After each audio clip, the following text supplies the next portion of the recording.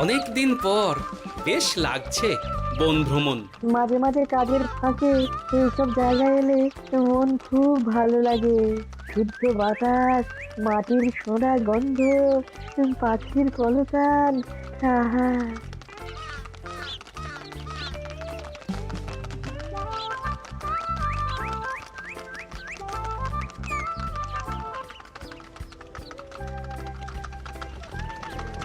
মহারাজের রথ থামছে।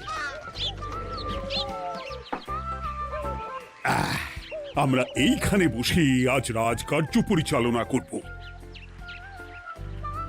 মন্ত্রী, তুমি ঝটপট এখানে বসার বন্দোবস্ত করে দাও। আমি এক্ষুনি ব্যবস্থা করে দিচ্ছি মহারাজ। এই এখানেই আমাদের বসার জন্য ছাউনি করে দাও। এক্ষুনি করে দিচ্ছি মন্ত্রী মশাই। এরা বসার জায়গাটা করে দিক, ততক্ষণ আমরা একটু হেঁটে আসি।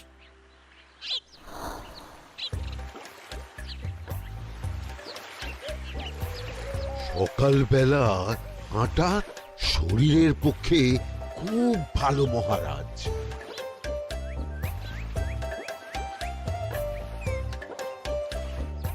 আগেকার দিনে রাজা মহারাজরা এই সব বনে মৃগয়া করতে আসতেন। মৃগয়া একদম ভালো নয় মন্ত্রী। তুমি জঙ্গলে আসছো অন্য প্রাণীদের মারতে। কেন মারবে? ওরা তো তোমার কোনো ক্ষতি করেনি। না, তা করেনি, কিন্তু তখন ওটা রাজা মহারাজাদের খেলা ছিল। শুনেছি আপনার প্রপিতামহ খুব ভালো বাঘ শিকার করতেন, অনেক বাঘ মেরেছেন। মন্ত্রী, তুমি একটা কথা হয়তো জানো না। আমার প্রপিতামহ শিকার করতেন, কিন্তু কোনো স্বাভাবিক জানোয়ারকে নয়। যে বাঘ মানুষ খেকো হয়ে প্রজাদের ক্ষতি করত, আমার প্রপিতামহ সেই সমস্ত বাঘদেরই মারতেন। এছাড়া উনি বন্য প্রাণী সংরক্ষণ করতে বড়ই ভালোবাসতেন।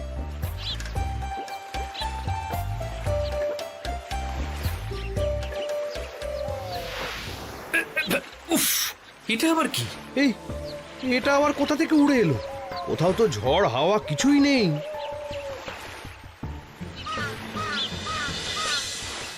একটা ধাঁধা মহারাজ, এই কাগজে লেখা। ধাঁধা? পড়ো দেখি।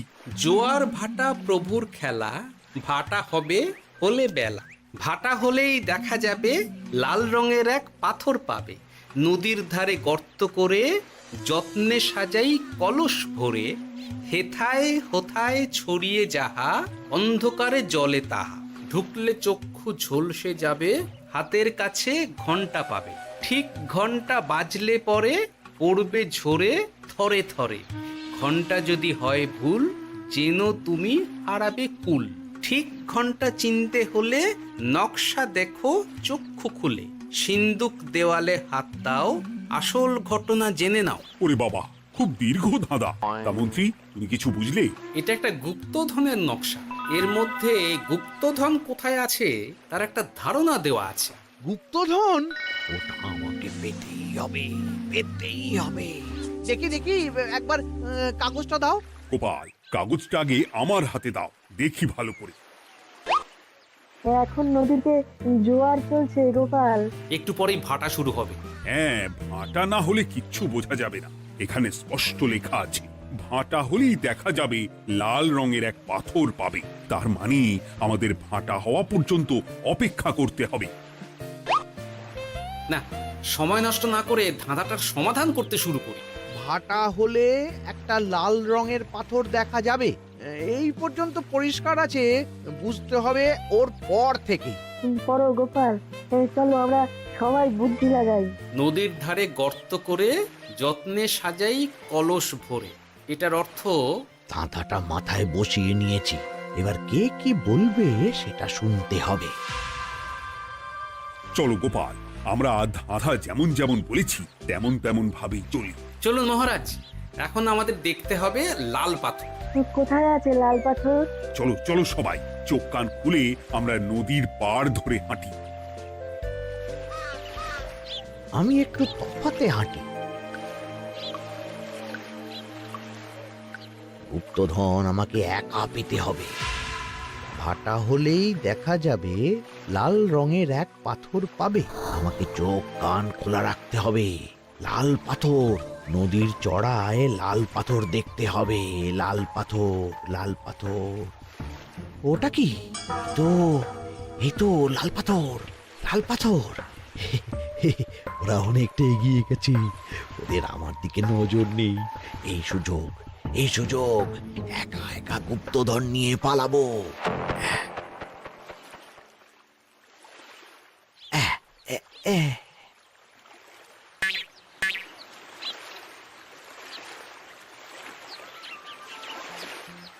কি গো, আমরা তো হেঁটেই চলেছি, লাল পাথর তো কই দেখতে পাচ্ছি না।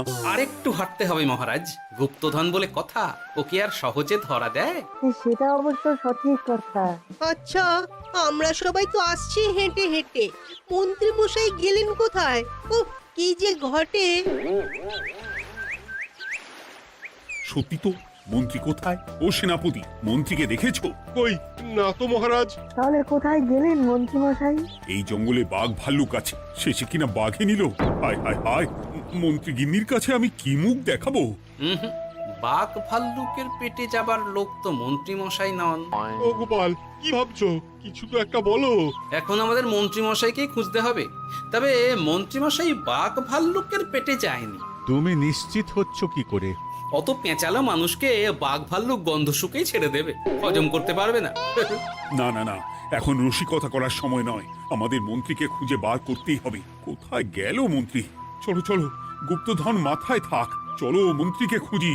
আহ, মন্ত্রী কোথায় গেল কে জানে। একবার পুরো ধাঁধাটা ঝালিয়ে নি। ভাটা হলেই দেখা যাবে লাল রঙের এক পাথর পাবে। ভাটা হয়েছে, লাল রঙের পাথরের মাথায় চাপ দিয়ে গুহার মুখও খুলেছি। এবার নদীর ধারে গর্ত করে যত্নে সাজাই কলস ভরে। এটাই তো ঠিক বুঝতে পারছি না।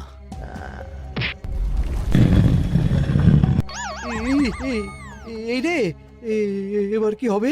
হ্যাঁ, মহারাজ, কোথাও একটা আওয়াজ হলো। এই, আওয়াজটা কোন দিক থেকে হলো? চলুন সামনে এগিয়ে যাই। আমার মনে হয় আওয়াজটা সামনের দিক থেকে এলো। আমারও তাই মনে হলো। তবে কি মন্ত্রী মশাই লাল পাথরের হদিশ পেয়ে গেছেন? আমাদের চোখে পড়লো না, অথচ মন্ত্রী মশাইয়ের চোখে পড়ে গেল। আসলে আমরা কথা বলতে বলতে গেছি, তাই নজরে পড়েনি। মন্ত্রী মশাই একা একা আমাদের পেছন পেছন আসছিলেন। উনি ইচ্ছে করেই আমাদের পেছনে পেছনে আসছিলেন। নিজে একা গুপ্তধন নিয়ে যেতে চেয়েছিলেন, এখন কোথায় আছেন কে জানে।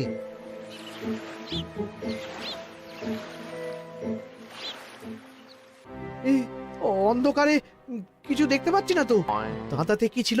হ্যাঁ, কি ছিল? হেথায় হোথায় ছড়িয়ে যাহা, অন্ধকারে জলে তাহা, ঢুকলে চক্ষু ঝলসে যাবে, হাতের কাছে ঘন্টা পাবে। পেয়েছি পেয়েছি, ঘন্টাটা পেতে হবে। ঘন্টা।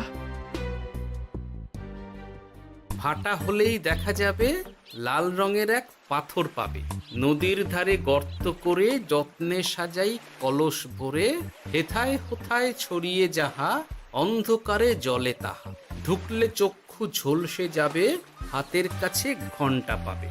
ঠিক ঘন্টা বাজলে পরে পড়বে ঝরে থরে থরে, ঘন্টা যদি হয় ভুল যেন তুমি হারাবে কুল। ঠিক ঘন্টা চিনতে হলে নকশা দেখো চক্ষু খুলে, সিন্দুক দেওয়ালে হাত দাও, আসল ঘটনা জেনে নাও। এবারে ভালো করে ঠান্ডা মাথায় ভাবতে হবে। ভাটা হলেই দেখা যাবে লাল রঙের এক পাথর পাবে। সেই লাল পাথরটাই তো খুঁজে পাওয়া যাচ্ছে না, অথচ মন্ত্রী মশাই খুঁজে পেলেন। আওয়াজটা কোথা থেকে আসছিল? এই কাছে পিঠে এই কোথা থেকে আওয়াজটা আসছিল।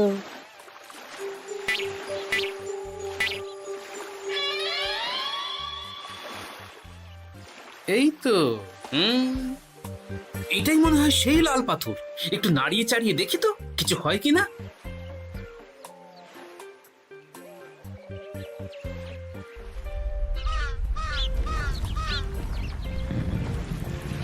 এই তো, কাজ হয়েছে। এই তো সুড়ঙ্গ। আপনারা নিচে নামুন। আপনারা কি দেখছেন সেটা বলবেন মহারাজ। সবাই যদি নেমে যাই, যদি কোনো কারণে সুড়ঙ্গের মুখ বন্ধ হয়ে যায়, তাহলে আর আমরা বাইরে বেরোতে পারবো না মহারাজ। গোপাল ঠিকই বলেছে, আমরা দুজন বাইরে থাকি। মহারাজ আর একটা কথা, কোনো ঘন্টায় হাত দেবেন না, মনে আছে তো? ঘন্টা যদি হয় ভুল, যেন তুমি হারাবে কুল। ওরে বাবা, এই বয়সে আর কুল হারাতে চাই না। ঠিক আছে, তোমার কথাই অক্ষরে অক্ষরে পালন করব। দেখি এই সুরঙ্গে মন্ত্রীমশাইকে দেখতে পাই কিনা। চলুন মহারাজ, সুরঙ্গে নামি। সবাই সাবধানে নামো।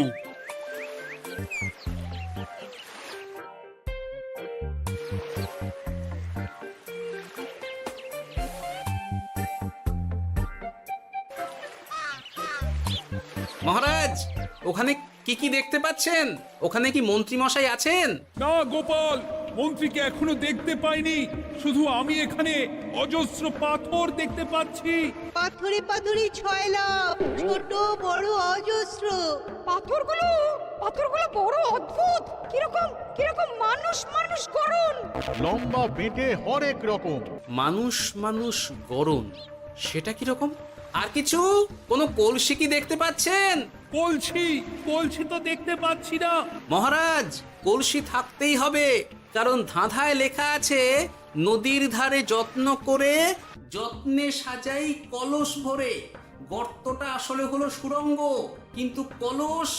মহারাজ, মহারাজ, এইদিকে এইদিকে একটা কলসের মতো কি যেন আছে। এইদিকে আসুন, এদিকে এদিকে। হ্যাঁ গোপাল, দেখতে পেয়েছি। এবার আমি যেরকম যেরকম বলবো সেই রকম সেরকমই করবেন। আমি বিজ্ঞানীকে নদী থেকে জল তুলে পাঠিয়ে দিচ্ছি। পাত্র কোথায় পাবে? আমাদের জল খাবার যে পাত্র আছে সেটা আনতে লোক পাঠাচ্ছি। ঠিক আছে। শুধু একটা কথা বলছি, আপনারা কেউই সুড়ঙ্গের ভেতরে কোনো কিছুতে হাত দেবেন না। কেন গোপাল? সব পরে বলবো, এখন আমি যা বলছি সেটা শুধু মনে রাখুন। সুড়ঙ্গের ভেতরে কিছুতে হাত দেবেন না। ঠিক আছে। প্রহরী, তুমি যাও, যেখানে আমাদের বসবার আয়োজন করা হয়েছে সেখানে গিয়ে একটা জলের পাত্র নিয়ে নদী থেকে জল ভরে নিয়ে এসো। গোপাল, মন্ত্রী মশাই কোথায় গায়েব হয়ে গেলেন? কোথাও গায়েব হয়ে যাননি বিজ্ঞানী, কোথাও গায়েব হয়ে যাননি উনি। উনি ওই সুড়ঙ্গের ভেতরেই আছেন। কিন্তু কেউ তো ওনাকে দেখতে পাননি। সম্ভবত পাথর হয়ে আছে। এখন কিভাবে পাথর হয়েছেন সেটা তো আমি বলতে পারবো না। সবটাই স্বপ্নের মতো লাগছে। ঠিক যেন স্বপ্নের মতো লাগছে। এই জীবনে সুরঙ্গ দর্শন হয়ে গেল। আমাদের পাতাল প্রবেশ। পাতালে আসিয়া আমি মনে মনে বলি, গুপ্তধর নিয়ে আমরা যেন সৎ পথে চলি। তোমার এখনো কাব্য আসছে সভাকবি? আসছে মানে কাব্যের সাথে আছে রোমাঞ্চ, করছে গা শীত, হচ্ছি আমি অধীর। মহারাজ, জল দিয়ে বিজ্ঞানীকে পাঠাচ্ছি। কি করতে হবে বিজ্ঞানীকে সব বলে দিয়েছি। তুমি ভেতরে আসবে না? আসবো ঠিক সময়ে। এখন আমি যেমন যেমন বলবো আপনি ঠিক তেমন তেমন করবেন। ঠিক আছে। বিজ্ঞানী, যেমন যেমন বললাম ঠিক তেমন তেমন ভাবে কলসিকে জল দিয়ে পরিষ্কার করবে। মনে রেখো, ধাঁধায় আছে কলসি সাজাই যতন কর। তুমি একটা কথা মনে রেখো বিজ্ঞানী, কোথাও হাত দিও না কিন্তু। ঠিক আছে গোপাল, তোমার উপস্থিত বুদ্ধির তুলনা নেই। আমি যাচ্ছি গোপাল। সাবধানে সাবধানে। মহারাজ, বিজ্ঞানী যাচ্ছে। সাবধানে নামো, সাবধানে। মহারাজ, এই কলসিটা কোথায়? ওই তো, একটু সাবধানে যাও।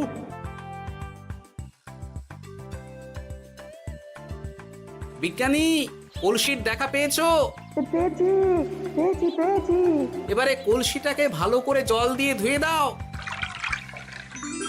কলসির আলোয় সুড়ঙ্গ আলোকিত গোপাল। এরপর কি? ভালো করে দেখুন মহারাজ, কোথাও ঘন্টা দেখতে পাচ্ছেন কিনা। ঘন্টা একটা তো নয়, সার সার ঘন্টা, অনেকগুলো ঘন্টা। সাবধান, ঘন্টায় হাত দেবেন না, শুধু দেখুন।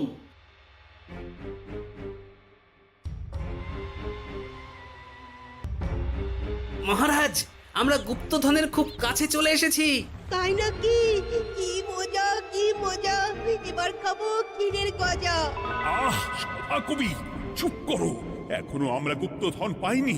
বাবার মুখে দাঁড়িয়ে সবগুলো তারা আঁকা। বিজ্ঞানী, কোনো ঘন্টায় চাঁদের নকশা করা আছে কি? একটু দেখে বলো না। আমি আতস কাজ নিয়েই দেখছি, সব ঘন্টাতেই তারা আঁকা। খবরদার, কোনো ঘন্টাকেই ছোঁবে না। ঠিক আছে, কোনো কিছু না ছুঁয়ে আমি দেখছি। পেয়েছি গোপাল, চাঁদ আঁকার ঘন্টা পেয়েছি। ওই ঘন্টাটা বাজাও, বাজাও।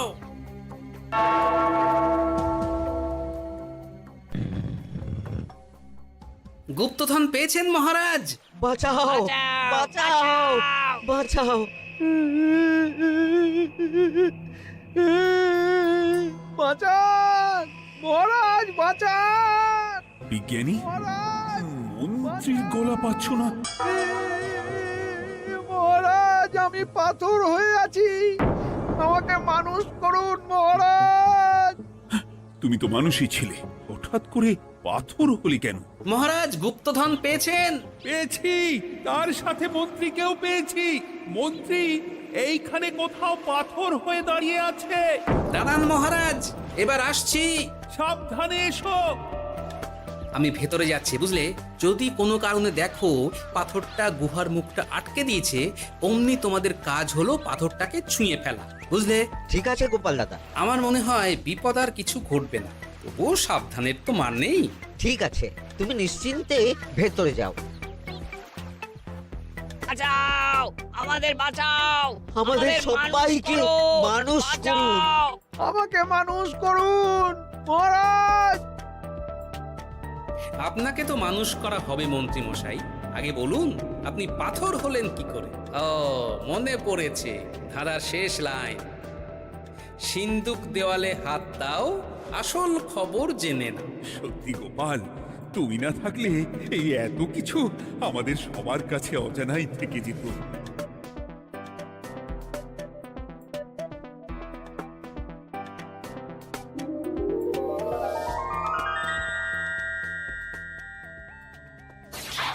ধন্যবাদ আমাকে মুক্ত করার জন্য। আপনি কে? আমি যক্ষ। আমাকে এই ধন সম্পত্তি পাহারা দেওয়ার জন্য এক ডাকাত দলের সর্দার যক্ষ করে রেখেছিল। আমি 100 বছর ধরে এইখানে যক্ষ হয়ে আছি। আমি তোমার জন্য মুক্ত হলাম গোপাল। এই সম্পত্তি তোমার গোপাল। সম্পত্তি নিয়ে আমি কি করব? আমি এই সব সম্পত্তি মহারাজকে দান করলাম, রাজ্যের অনেক কাজ হবে। তুমি ধন্য গোপাল, তুমি ধন্য। এবার আমার যাবার সময় এসেছে, আমাকে যেতে হবে। যাবার আগে এই পাথরগুলোকে মানুষ করে যান। এরা সব লোভী। আমি আমার সীমিত ক্ষমতায় এই গুপ্তধনের ধাঁধাকে এখানে যারাই ভ্রমণ করতে আসে তাদের হাতে তুলে দিই, কিন্তু কেউ এই ধাঁধার সমাধান করতে পারে না। সবার মনে লোভ কাজ করে, এই লোভ এদেরকে পাথর করে রেখেছে। পাথর হলো কি করে?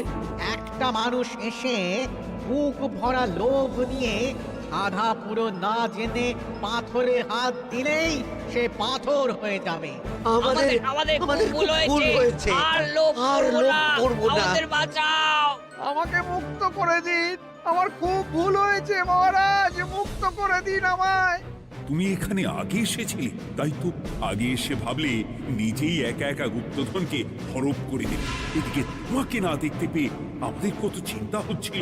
যারা লোভী তারা কারো কথা ভাবে না, শুধু নিজের কথা ভাবে। আমাকে আর একটা সুযোগ দিন, আমি আর লোভ করব না মহারাজ। ও, তোমার কথার কোনো দামই নেই। না মহারাজ, আমাকে আর একটা সুযোগ দিয়ে দেখুন, আমি আর লোভ করব না, আমাকে মানুষ করুন মহারাজ। আমাদের সবাইকে মানুষ করুন, দয়া করে মানুষ করুন। যক্ষরাজ, এদের আপনি ক্ষমা করে দিন। ঠিক আছে, তোমাদের আবার মানুষ করে দিচ্ছি।